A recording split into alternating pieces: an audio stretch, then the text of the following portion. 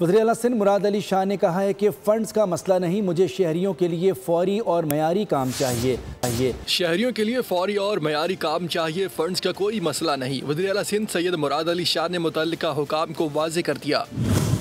कराची की सड़कों की तामीर नौ के इजलास की सदारत में एतराफ़ किया कि शदीद बारिशों के बाद कराची की सड़कें ज़बो हाली का शिकार हैं। मेगा प्रोजेक्ट्स जारी हैं जिसके बायस भी ट्रैफिक के मसाइल हैं। चाहता हूँ शहर में तरक्याती काम तेज़ किए जाएँ ताकि लोगों को तकलीफ ना हो।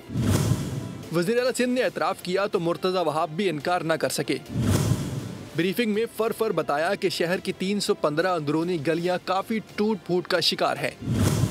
ये भी माना कि शहर की 60 अहम सड़कें भी दोबारा तामीर होनी चाहिए। इस पर वज़ीर आला सिंध सैयद मुराद अली शाह ने हिदायत की कि तमाम इंटरनल स्ट्रीट की स्कीमें मंजूर करके तेजी से काम करवाया जाए। कराची भर में स्ट्रीट लाइट्स की भी मुनासिब तनसीब मुरम्मत की जाए।